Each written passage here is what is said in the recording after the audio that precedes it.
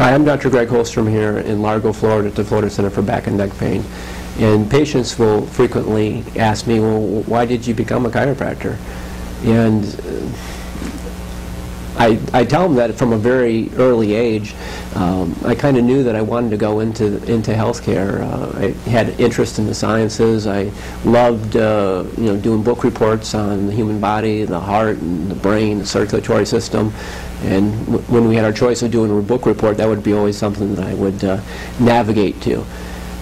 But even more importantly, as a young child, my father's a chiropractic physician, and so is my grandfather. And I have several aunts and uncles and cousins and so forth. And I'd come home from school, and I had to walk through the waiting room to get to the back portion of the office. And frequently, as I come through the waiting room, there would be a patient that was waiting in the waiting room to come back in, and they say, "Aren't you the doctor's son?" And I would say, "Yeah." I'm not sure if I was in trouble or not for something or another. Usually not the case, but. And they said, "Well, just no, it's okay. I just wanted to find out if you were the doctor's son, because I wanted to tell you how much your father has helped me and what a wonderful man he is." And he is indeed a wonderful man, but chiropractors in general who do great jobs for people will frequently have great outcomes, and we produce a lot of very happy people, because we oftentimes have people come in who've been to multiple doctors, multiple types of specialties, and haven't been able to be helped.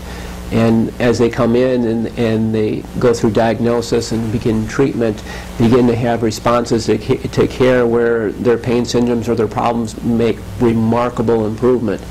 And as a doctor, that is tremendously rewarding, because when you have the successful outcomes and you really want to help people, to hear them say that they're doing well and thank you so much is worth a tremendous amount, and it's fun. It makes practice fun. So I had an interesting case once, and this always excites me when I talk about chiropractic and what we can do. And she had come in, and we had done the history and the physical, and we got a lot of thorough information from her. And she had a chest wall problem, which wound up being a problem with her rib cage. Anyways, when she was being in the treatment room, she had turned over on the table, and she says, "Wait a minute." I said, "Well, what's wrong?" She goes, "Oh, it's my vertigo." I said, "What do you mean vertigo? You never, I just interviewed you for a half hour, 45 minutes. You never told me about your vertigo." And she says, "Well, you can't help me."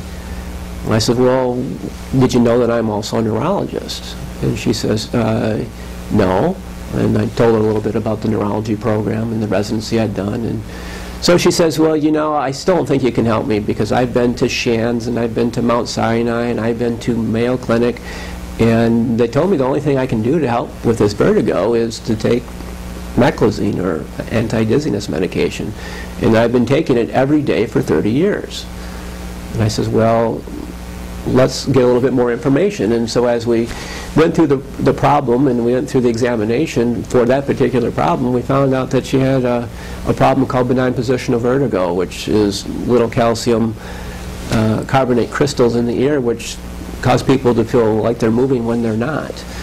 And I treated her twice after making the diagnosis, and she's never had another bout of dizziness, room spinning, or vertigo since that time. And she gets off the table and she says, "Thank you." I says, I don't believe it, but it's gone. And when you get really excited about helping people, you have stories like that. And over the last 18 years of practice, it's those types of things that you look forward to when you come into work in the morning.